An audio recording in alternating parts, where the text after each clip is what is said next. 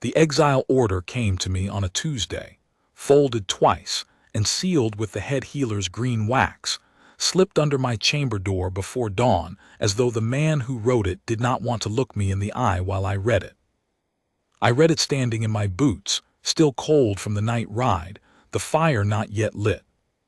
One Marin of no house, itinerant apothecary, resident at the hold's eastern edge, practicing medicine without the hall's registration and seal, treating pack wolves outside the sanctioned healer's authority for a period of not less than 3 years, ordered to vacate Carenhold and its territories by the first thaw.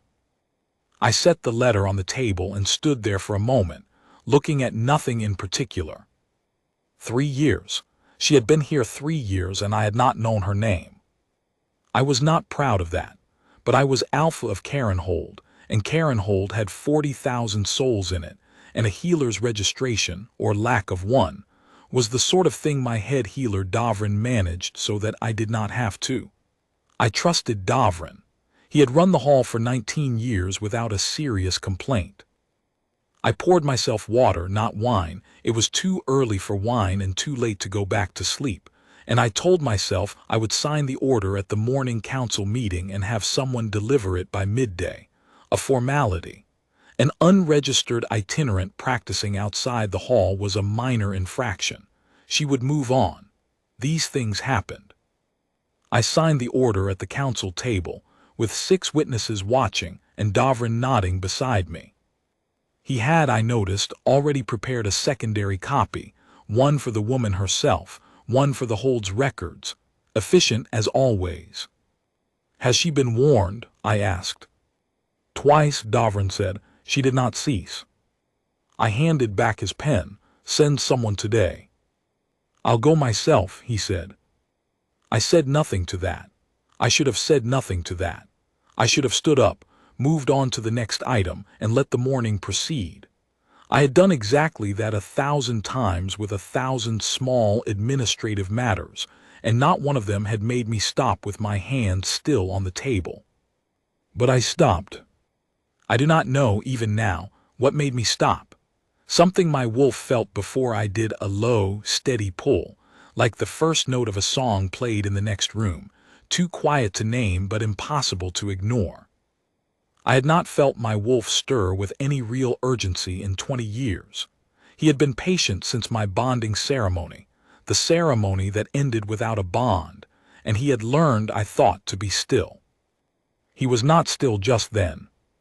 "I'll deliver it myself," I said. Davrin looked at me. "My lord." "It's a short ride," I said. "Eastern edge, you said." "It is." He paused in the careful way he had when he wanted to ask something and had decided not to. "Shall I accompany you?" "No." I was at the stable before I could think better of it. It was deep winter, the kind that Carenhold wore like armor, ice on the battlements, snow banked against the outer walls 4 feet deep, the pass to the south sealed until the thaw. The eastern edge of the hold was where the old cottages clustered, the ones built before the hall was raised, back when the hold was half its current size and healers worked out of whatever room they could find. Most of those cottages had been absorbed into the hold's eastern quarter over the decades. A few still stood at the proper edge, past the last smithy, past the ash grove, where the wall gave way to open moorland and the wind came in low and direct from the north. My horse knew the path. I did not well. I rarely rode the eastern edge. There was little there that required my personal attention. The cold was clean and absolute. It clarified things which I did not particularly want just then. I passed the smithy. The smith's boy, perhaps 11, was sweeping snow from the step. He looked up when I rode by, and I gave him the nod I gave everyone, and then he called after me, "Are you going to see the healer woman, my lord?" I pulled up. "You know her." He blushed dark under his winter wrapping. "She fixed my hand," he said. "Last autumn, I caught it in the forge gate. Davrin's hall said it was too small a wound to bother with, so ma'am took me to the woman at the edge. She had it clean and wrapped in an hour. It's right as it ever was." He held the hand up as though I might want to inspect it. She didn't even charge us anything. She said we could bring her firewood when we had extra. I looked at the hand. It was a fine hand, all the fingers present and correct, no scarring I could see. Did she see many people from the hold? I asked. Oh, yes, the boy said, nodding, apparently delighted to be of use to me. She saw whoever came. The hall has the long waiting list, you know, my lord. People who can't wait go to Marin. Marin. I repeated the name in my head. It settled there with a weight I did not expect. Thank you, I said and rode on. I passed 3 more people before I reached the ash grove, and I did not intend to speak to any of them. But all 3 of them saw me, and all 3 of them, as though they had rehearsed it, which they had not, said something that made me stop and listen. The washerwoman whose hands never stopped moving told me that Marin had eased her daughter's winter cough every year for 3 years running, always before the new moon, always for nothing, always with instructions so clear her daughter could follow them alone if she had to. She writes it all down, the washerwoman said, touching her coat as though the paper were folded inside it. Every step, every measure, every sign that it's working or not. I've never had a healer write anything down before. The old groundskeeper who maintained the ash grove, bent nearly double at the waist from decades of stooping, told me that Marin had treated his back for 2 winters. He had gone to the hall first. The hall had told him his back was simply old and there was nothing for it. Marin had given him heat poultices and a set of slow exercises to do each morning, and he could now straighten himself high enough to see over the ash grove wall for the first time in 8 years. He demonstrated this for me, visibly pleased with himself. The woman leading a milk cart told me nothing directly. She simply stopped her cart when she saw me and said, "If you're going to the healer, my lord, would you mind taking this?" and handed me a jar of fresh cream. I owe her 3 from last spring. My youngest had a fever that broke in a night. I don't forget debts. I took the jar of cream and rode on.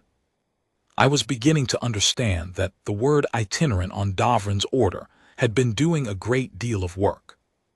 The ash grove opened onto a clearing I had not known existed. The moor started just beyond it, gray and vast and wind-scraped, and the cottage was set against the last of the old stone wall, barely more than 2 rooms from the look of it, with a narrow chimney breathing pale smoke into the white sky and a door that had been painted red at some point, and had since weathered to a deep burgundy, like old wine. I saw the wolves before I saw anything else. There were 40 of them. I knew our pack count. I had reviewed it at the autumn census. 41 wolves bonded to Carenhold, one of them mine, the others belonging to my senior lieutenants, my council, the heads of the hold's great families. They did not gather together without cause. They did not leave their bonded partners without cause. They were gathered in a circle around the cottage. Not close, not pressing, but arranged, the way water arranges itself around a stone. Patient. Still. The enormous gray wolf care, who had been carried back from the autumn patrol on a stretcher 3 months ago with an injury the hall said would take until spring to recover from, was standing at the front of the circle on all 4 legs, his head steady, his breathing even. In autumn, Care had been unable to stand. Beside him sat old Bryn, the black wolf bonded to my steward Oswin. Bryn had not been easy since Oswin's wife died 2 decades ago, grieving in the way bonded wolves sometimes grieve, restless, unable to sleep, given to pacing the halls at night until every member of the hold knew the sound of his claws on the stone. I had grown so accustomed to that sound that its absence, now, registered as a kind of silence I had never heard before. Bryn was lying down, his chin was on his paws, his eyes were closed. He was asleep. I sat on my horse and looked at all of this for a long time. Then the cottage door opened and she stepped out. She was not what I had expected. I realized now that I had not formed any expectation, that I had ridden out here with the Exile order in my coat pocket thinking of her as a problem to be resolved, a name on a document, and that this absence of expectation was its own kind of failure. But whatever my wolf had been feeling since the morning turned solid and absolute the moment she appeared in that doorway. And I understood, in the blunt and wordless way the bond communicates these things, that I was in considerable trouble. She was perhaps 35, her dark hair pulled back loosely, her coat plain wool, her face unguarded in the way of people who have spent a great deal of time alone and have stopped performing composure because there is no one to perform it for. She looked at me with the steady, assessing calm of someone who had opened her door to difficult things before and had learned to meet them without flinching. She did not seem surprised to see me. "My lord," she said, "not my lord with ceremony in it. Just the words, level and clean, the way you'd say good morning to someone you'd been expecting." I dismounted. I do not know why. It was reflex or something older than reflex. You do not sit on a horse while delivering news to someone standing on their own ground. My mother had taught me that, and whatever else I had forgotten of my mother's lessons, that one had stayed. I took one step toward the door and felt the threshold. I say felt because there is no better word for it. The iron seal was set into the stone of the doorstep. I saw it only after I felt it, a ring of ironwork half sunk in the old granite, the hold's old bonding seal, the kind that had been placed in the foundation stones of the earliest buildings at Carenhold before the hall was built, and the practice was abandoned. The hall's own bonding seal, the one I had stood before 20 years ago, had gone dark and cold when my mate did not come. This one blazed. It was not light exactly, or not only light, it was warmth, and the color of winter dawn, and a sound like something enormous shifting in the earth below us, and it lasted perhaps the span of 3 heartbeats and then faded to a low, steady glow. My wolf was not silent anymore. He rose in my chest with a force I had forgotten was possible, not wild, not desperate, but certain, the way mountains are certain, and the way rivers know which direction is downhill. He knew. He had known since the morning, had been trying to tell me since I read the Exile order with my boots still cold, and I had not listened because it had been 20 years and I had made my peace with the silence. I had made a great many mistakes in my life as a lord of this hold, and I had made peace with most of them. But I understood, standing on the edge of her cleared path with the bond seal glowing at her feet and 40 wolves watching me from their circle, that I had been a great fool about this particular silence. She was looking at the seal with an expression I could not entirely read. Not frightened, not triumphant, something quieter, the face of someone who had suspected something for a long time and is not entirely certain it is a good thing to have confirmed. "You've come about the order," she said, not a question. "Yes," I said. "I expected Davrin. I wanted to come myself." She looked at me for a moment. Then she looked at the wolves, at Care standing easy on his 4-heeled legs, at Bryn sleeping with his chin on his paws, and her expression shifted into something almost like amusement. "You should come inside," she said. "The cold is beginning to be difficult." The cottage was small and absolutely clean and smelled of dried herbs and pine resin, and something warmer underneath. Something I could not name. Something my wolf associated immediately with home in a way that was frankly embarrassing given that I ruled a hold of 400 rooms and had not once thought the word home about any of them. She had a table with 2 chairs and a fire that needed no tending and shelves along every wall with jars and papers and small bundles of dried things tied with linen twine. There was a writing desk against the far wall with 3 stacked ledgers on it, each one thick with pages, each one labeled in small, careful script I was too far away to read. One shelf near the hearth was different from the rest, lower, within reaching distance, with no jars on it, only books and a small carved wolf figure worn smooth with handling. She moved with the economy of someone who knew exactly where everything was in the dark, and had never wasted a motion in her life. She poured water into a pot without looking at it, hung it over the fire without looking at that, turned to face me with her hands loose at her sides. How many of them are yours? She asked. All of them, I said. Every wolf in the hold belongs to the hold. The formal bonds are with my lieutenants and my council, but all of them answer to the Alpha. I meant the ones who came on their own, she said. I paused. What do you mean, on their own? She crossed to the writing desk and took down one of the ledgers, the middle one, thick as a fist, and opened it on the table between us. The pages were filled in her small, precise script. Columns: date, wolf description, presenting condition, treatment given, outcome, follow-up. I looked at the first entry. 3 years ago, almost to the day.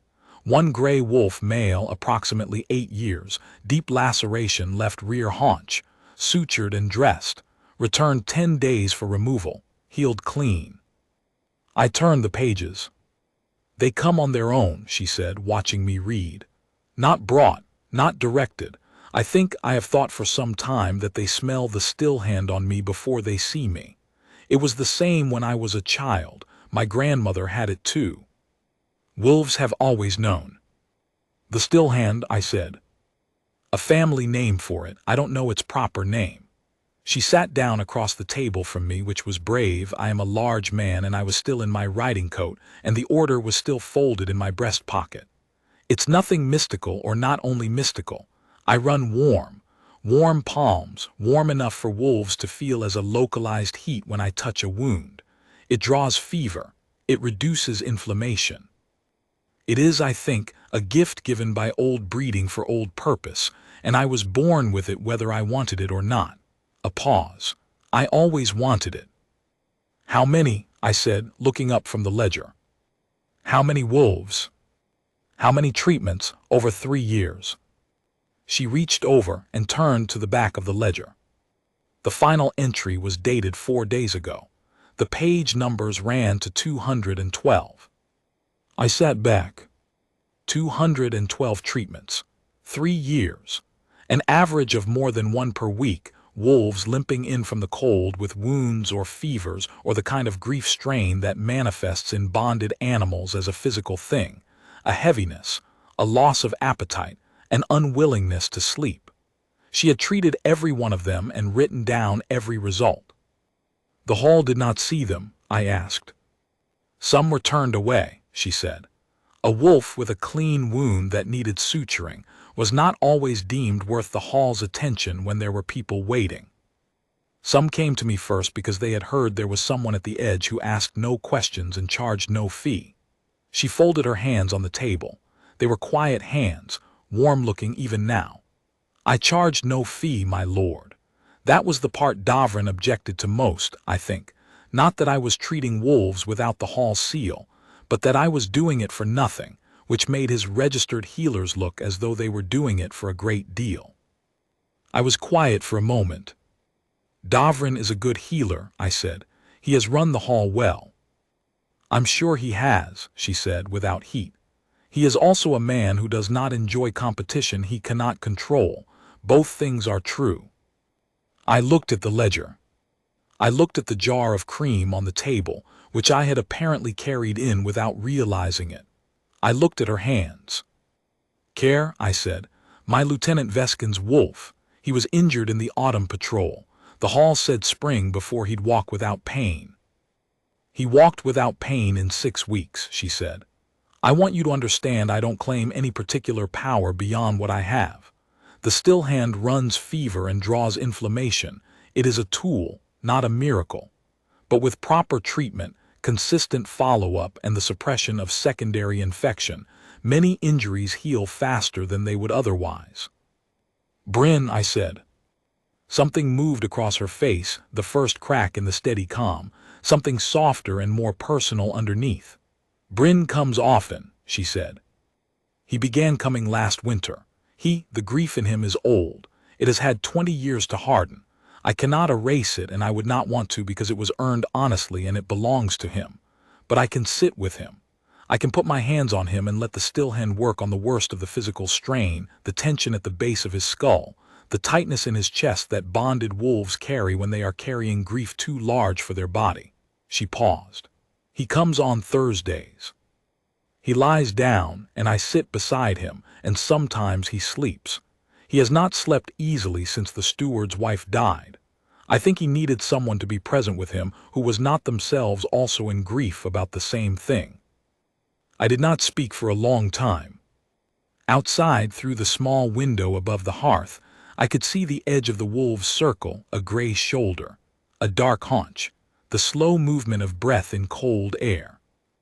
"You knew we would come," I said. "Eventually, you knew the order was coming." "I knew Davrin had filed the complaint," she said. "The hold is a small place." A pause. "I considered leaving before it arrived. I could have packed in a night and been past the eastern moor before anyone knew to stop me." "Why didn't you?" She looked at me. It was a direct look, the kind that does not look away when it is uncomfortable to look, and I had the sudden clear sense that she had been deciding how to answer this since she heard my horse on the path. "Because of Bryn," she said, "and Care. And the 9 others who have ongoing treatments, and the pup Fen, who nearly died of fever in December and has another 6 weeks of follow-up to complete." She said it simply, without drama. I could not leave them mid-treatment. I tried to think of a way to leave that was also a way to not abandon them, and I could not find one, so I stayed. The water in the pot had begun to steam. She rose, poured it without being asked into 2 cups with dried herbs pressed into the bottom, and set one in front of me without making an occasion of it. I thought about the exile order in my pocket. I thought about the way my wolf had risen in my chest the moment she appeared in her doorway. I thought about the iron seal blazing gold at her feet, a bonding seal that had been dark since long before she was born, long before I took the hold, blazing gold at the feet of a woman who ran warm and had spent 3 years feeding and healing wolves no one else had bothered to look at. I thought about Davrin's careful handwriting on the order, his efficient duplicate copy, his 19 years of doing things correctly. I took the cup and held it in both hands. "Fen," I said, "the pup, describe the fever that broke in December." She described it. I listened for a long time. I have heard people describe the bond as a sudden thing, a crack of lightning, a voice announcing itself, an overwhelming certainty that admits no argument. I have heard others say it is gradual, a tide coming in, something you don't notice until the water is already at your chest. My first bonding ceremony had been neither.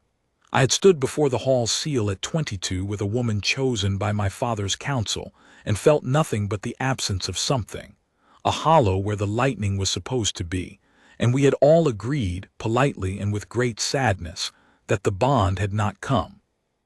What I felt, sitting across the table from Marin in her cottage on the eastern edge of Carenhold, was neither lightning nor tide.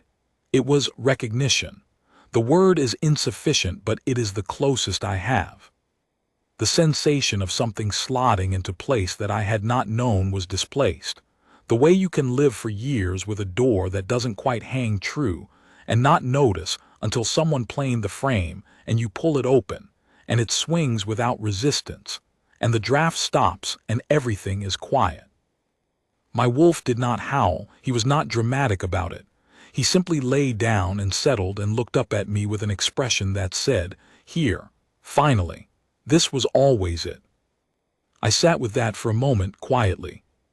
She was watching me with the same measuring patience she had used from the start. She was not, I thought, unaware of what had happened on the threshold. She was simply waiting for me to arrive at it in my own time, which was gracious, because I was apparently a slow man in some respects. "I should tell you something," I said. "The threshold seal," she said. "You saw it." "I felt it," she said. "I have been feeling it for 3 years every time I come back with wood or water and cross the step. It has always been faintly warm. I thought the cottage was built over something old." A pause. "Today it was not faint." "No," I said. "I know what bonding seals are," she said. "My grandmother explained them. The old seals in the foundation stones, not the hall seal. The ones that wake when the bond is present." She looked at her hands in her lap, and for the first time since she had opened the door, she looked not calm but uncertain, something honest and human surfacing under the composure. I did not know the Alpha's bond would register on a cottage foundation stone. It registers anywhere in the hold, I said, anywhere the old stones are. I turned my cup in my hands. I am sorry, this is not the morning you expected to have. No, she agreed. It is not the morning you expected either. No, I said, it is not. She was quiet for a moment, then she said, what happens now? I took the exile order from my pocket. I set it on the table between us. I looked at it for a moment, at Davrin's neat handwriting, at my own signature, at the green wax seal. What happens now, I said, is that this order does not exist. I picked it up and folded it in half and set it in the fire. The green wax made a brief, bright spit and then it was gone. What happens next requires a conversation which I would like to have with your full consent and at whatever pace you prefer. I want to be clear about this, I am not going to compel you toward anything. The bond is the bond. What we do with it is ours to decide. She looked at the fire where the order had been, and then she looked at me, and I saw the tension in her shift, not dissolve, not yet, but ease, the way a wound eases when you draw the pressure from it. My grandmother said bonds were like that, she said. In the old stories, that the Alpha's bond was always a choice on both sides. It is, I said, it always has been. She folded her hands on the table. She looked at them for a moment. Then she said, very quietly, I have been here 3 years and I have not had a conversation that lasted longer than the time it took to treat a wound. It has been a solitary 3 years. I know, I said, and I meant it more than she knew, because I had been alone for 20 years in a hold of 400 rooms, and I knew exactly what solitude of that particular kind felt like, not loneliness, but a kind of careful quietness you build around yourself to make the absence livable. She looked up at me. Tell me about Carenhold, she said. Tell me what it was like before the hall was built, when the old seals were still new. Tell me something I couldn't read in a ledger. So I did. I stayed for 3 hours. I cannot account for all of them. I know we talked about the old hold, about the foundation stones and the early history, and what the bonding seals had meant when they were placed, before the hall centralized everything and the old ways became custom rather than practice. I know she told me about her grandmother, who had also carried the still hand, and had spent a life on the edges of holds and settlements where she was needed, but never entirely welcome. I know at some point a wolf scratched at the door and she rose and opened it and it was Care, and she knelt down and ran both hands along his healed shoulder without looking at me, and Care leaned into her palms with an expression on his wolf face of absolute peace that I had never seen on him before, and I thought, 3 years. She has been doing this for 3 years, and I did not know. I know that at some point the light outside shifted from white to gray, and I realized I had been here longer than I meant to be. I have to go back, I said. The council will be wondering. The council will be wondering a great deal, she agreed, which was the first time she had said anything with any particular edge in it, and I found I liked the edge. I stood, she stood. We were close in the small cottage. I had not noticed, because it had not felt constricting, but she came perhaps to my collarbone, and her face was upturned and still carrying that steady measurement that I suspected she gave to everything. I want to ask you something, I said. Ask. When I go back and speak to the council, when this becomes known, as it will become known, because the bond seal blazed and 40 wolves witnessed it, and 3 people on the road already knew I was riding out here, will you be all right here alone this evening? Do you have what you need? She blinked. It was a small surprise, the kind that says you were not expecting to be asked that particular question. I have wood and water and a larder that wants restocking, she said slowly. But I manage. I'll send someone with supplies, I said. Tonight, not servant, someone I trust. She looked at me for a moment longer. All right, she said. And tomorrow, I said, I would like to come back if you're willing, not with an order, not on official business, just to continue the conversation. A long pause. Tomorrow is Thursday, she said. Bryn comes on Thursdays. Then I will come after Bryn, I said. She held my gaze, I held hers. My wolf was profoundly, unreasonably content. After Bryn, she said, yes. I rode back through the dark with the jar of cream still somehow in my coat. I had forgotten entirely to leave it, and I spent the ride organizing my thoughts into the shape of a conversation I needed to have with Davrin before morning. It was not a pleasant shape, but I had ridden 20 years as alpha of this hold, and I had learned that the conversations requiring the most careful thought were usually also the ones that could not be put off. Davrin was waiting in my study. He had the look of a man who had been informed, via the hold's reliable network of observation, that the alpha had spent 3 hours at the itinerant apothecary's cottage and had come back without the exile order. Sit down, I said. He sat. He was a composed man, Davrin, gray-haired, methodical, with the careful stillness of someone who had spent decades thinking before speaking. He was also, as Marin had said without malice, a man who did not enjoy competition he could not control. The order is void, I said. I burned it. I will need you to strike the duplicate from the record. He was quiet for a moment. My lord, he said, the registration requirements.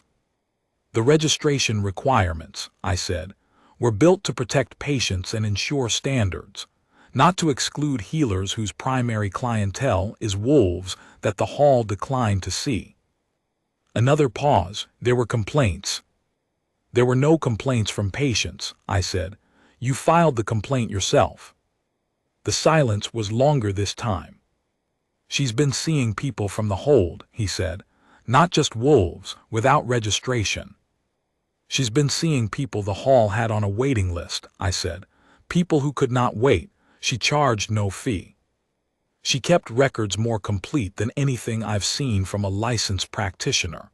I put both hands on my desk. I am not angry with you, Davrin. You did what you thought the regulations required, but the order is gone, and I need you to hear clearly what comes next. He heard it clearly. I spoke for approximately 10 minutes, at the end of which Davrin's face had moved through several stages of expression and settled into something that was not happiness, but was acceptance.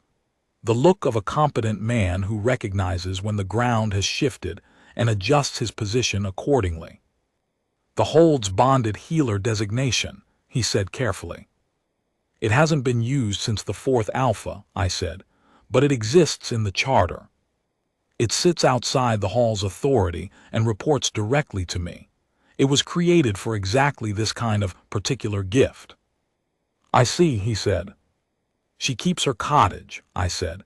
She continues her work. The hall extends her full registration retroactively. I'll sign the documentation tonight. She will receive a monthly stipend from the hold's health fund, which she may or may not use, and she will be introduced to the council at the next full meeting. And the other matter, Davrin said. He had the gift, after decades of service, of referring to the large and complicated thing without naming it. The other matter, I said, is mine to manage. He nodded, he rose, he paused at the door. The wolves, he said, 40 of them I heard. 41, I said, including mine. He left without saying anything else. Bryn was back in the hold's corridor at dawn, and he was not pacing. He moved with the unhurried ease of a wolf who has slept, deeply and long, and has woken into a morning that does not weigh quite as heavily as yesterday's. Old Oswin, my steward, was walking beside him with his hand in Bryn's ruff, and there was something in Oswin's face I had not seen in the 2 decades I had known him, a loosening, small but visible, like the first melt at the edge of ice in early spring. Oswin saw me at the end of the corridor. He stopped. He looked at Bryn. 2 nights in a row, he said, meaning Bryn sleeping. I know, I said. It's the woman at the eastern edge, he said. Bryn goes to her. I know, I said. He looked at me with old eyes that had seen me become alpha and had watched my failed bonding ceremony and had said nothing about either, and said nothing now. Just nodded slowly and walked on with his hand still in Bryn's ruff. I told the council on Thursday. I had not planned to tell them Thursday. I had planned perhaps the following week, giving myself time to think through the exact shape of what I wanted to say, to be careful and measured and appropriately measured about it. But the council meets Thursday mornings, and Thursday mornings begin early in Carenhold.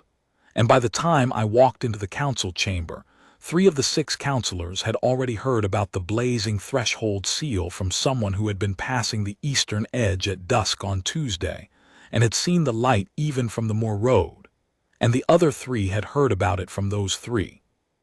And there was a particular kind of focused attention in the room that told me very clearly that measured and careful could wait. So I told them. Not all of it, the full story was still developing, was still partly mine and partly Marin's, and had not yet been fully shaped into the kind of thing you put before a council.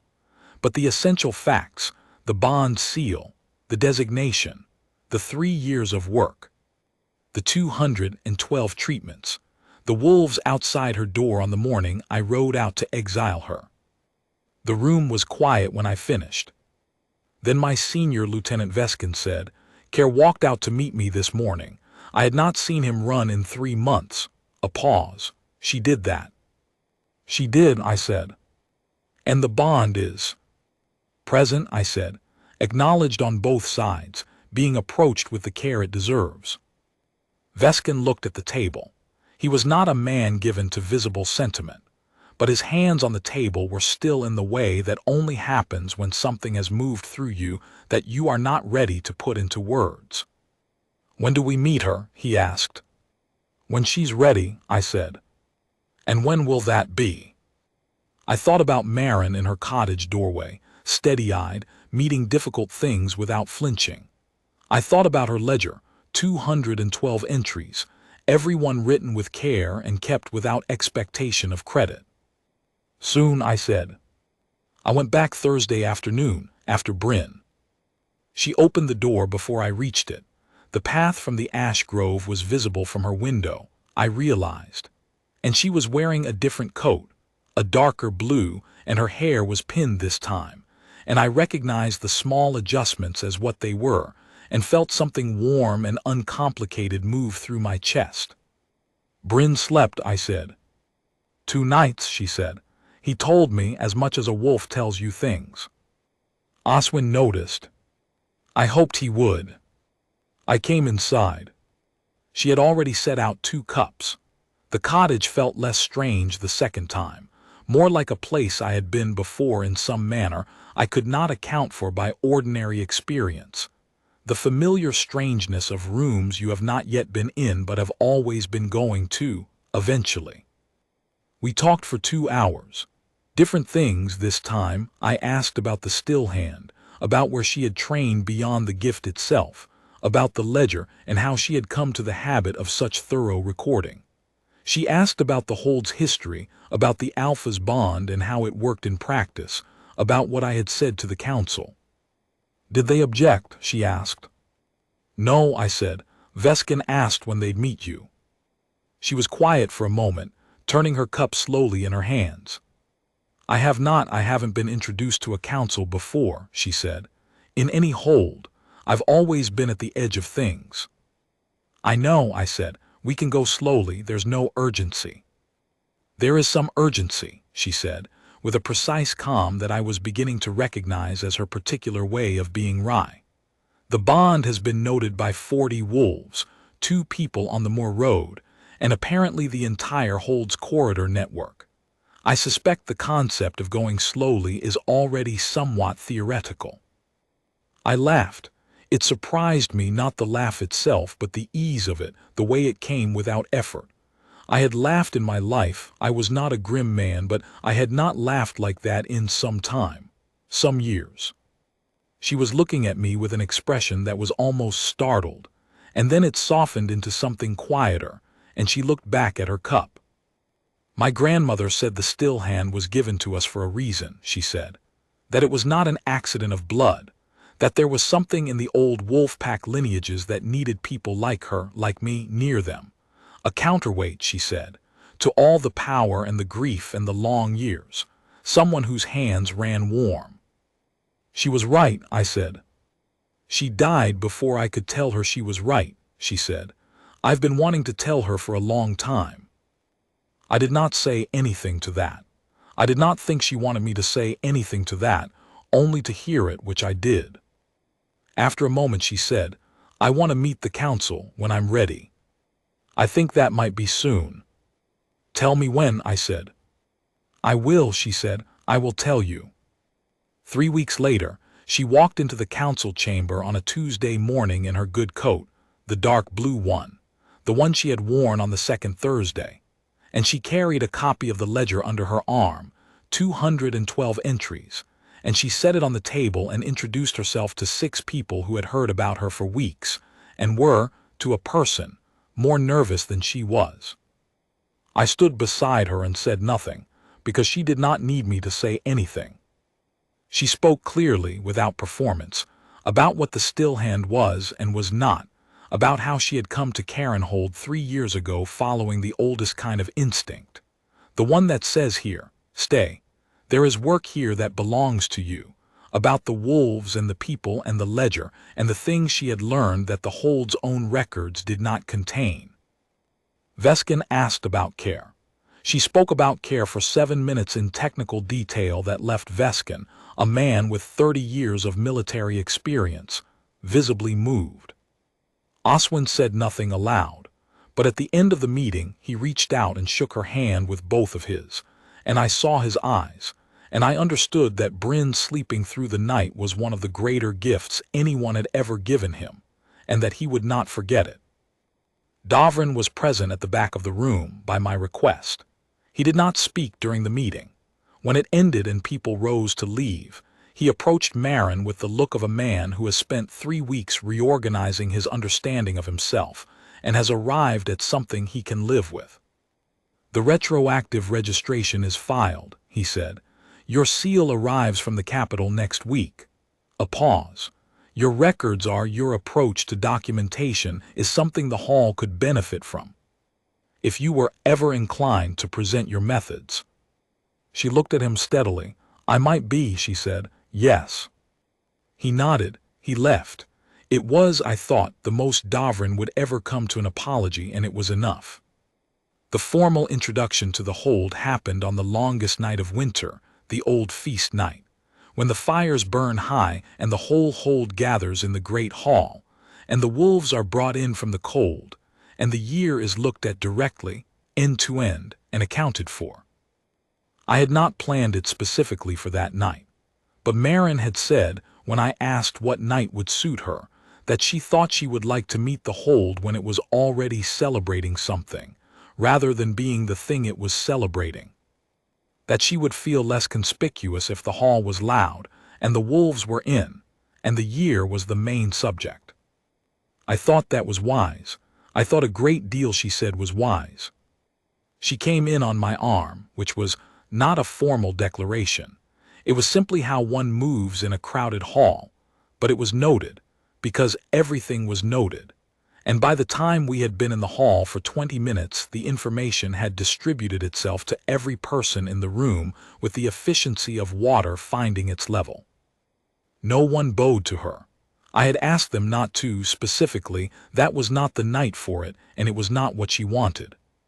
But people came to her, one by one and in small groups, and they said, you healed my wolf and you broke my daughter's fever and my back. Do you remember? The exercises you wrote out for me, and she remembered every one of them because she had written them all down. The pup Fen pushed through the crowd at some point and sat directly on her feet. He was a young wolf, perhaps 8 months, still largely paws and ears, and he sat on her feet with the cheerful tenacity of a creature who has decided the world belongs to him and is simply waiting for the world to catch up. Marin looked down at him and her face went entirely soft, and I thought, there, that is the face under the steadiness. That is the one she has kept for the wolves, because She could not always afford to show it to people. I put my hand over hers, where it rested at my arm. She did not pull it away. I asked her on a Thursday afternoon in early spring, when the pass had reopened and the first snowmelt was running loud in the eastern channels, whether she intended to stay. She was at her desk with the newest ledger open, the third volume, started in January, entries accumulating at the same patient rate as always. She did not look up immediately. She finished the line she was writing with the care she gave everything, and then she set down her pen and turned to face me. "I have thought about that," she said. "I know," I said. "I haven't pressed." "No," she said, "you haven't." A pause. "I have spent most of my adult life moving. Following the still hand to where it was needed, staying until the need was met, moving on. I had a reason for it, not only the wolves, but the truth that I was never entirely certain a place would keep me, that the need wouldn't end or the welcome." She looked at her hands. "I was always waiting for the thing that would make it necessary to leave." "And now," I said. She looked up. "There is a wolf who comes on Thursdays," she said, "who is sleeping better than he has in 20 years and has 6 more weeks of follow-up at least. There is a pup who sits on my feet. There is a ledger that is not finished." She paused. "And there is a threshold seal that blazed gold and has not gone dark again." "No," I said. "It hasn't." "I don't think I'm going to leave," she said. The morning light was coming in from the eastern window the way it does in early spring, cutting clean and long and warm, and her cottage was full of it, and my wolf was entirely still in my chest. Not the stillness of absence, but the stillness of something that has finally, after a great deal of patience, arrived where it meant to go. "Good," I said. "Stay." The formal bonding ceremony was held on the first warm evening of the year, when the ash grove was beginning to bud, and the hold's foundation stones were visible again under the melted snow, the old iron seals in all their places, dark and quiet and centuries old.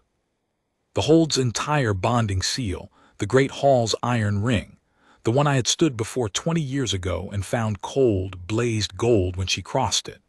Every wolf in the hold was present. None of them had been summoned. They had simply come, the way they had come to her cottage on the morning I rode out to exile her, arranging themselves in the old instinctive geometry of a pack recognizing something it has known longer than the people have. Marin stood beside me in her dark blue coat and was not nervous that I could see, or not visibly nervous, or had decided that whatever nerves she had were hers to manage, and she was managing them.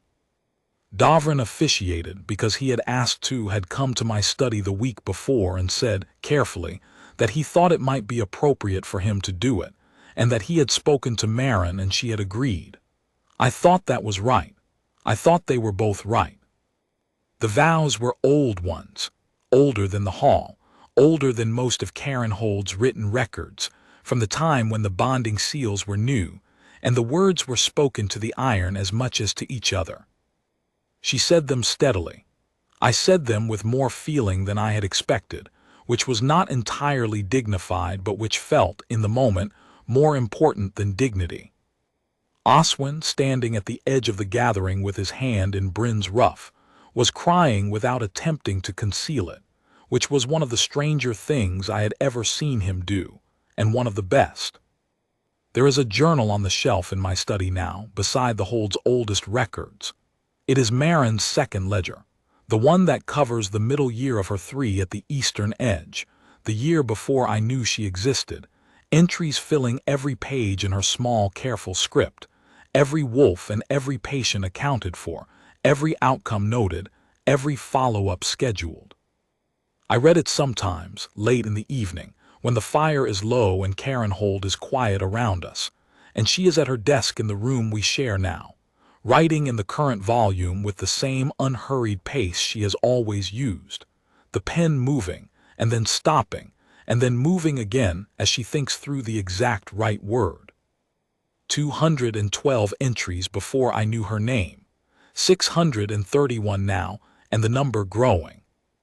All those mornings she rose before light, in a cottage at the edge of a hold that had not formally recognized her existence, and she opened her door to whatever needed tending, and she wrote it all down. I used to think ruling a hold was a matter of knowledge, that if you knew your people and your land and your history, you were adequate to whatever the hold required. I was not wrong, exactly. But I had not accounted for all the things that happen at the edges, past the last smithy and the ash grove, past the places the ledgers track, where the wind comes in from the north and there is no official record, and the need is met anyway by someone who simply decided to be present. The still hand runs warm, she says. I know, I have felt it. And the hold, all of it, every stone and every wolf and every soul in it, has been warmer since she stayed.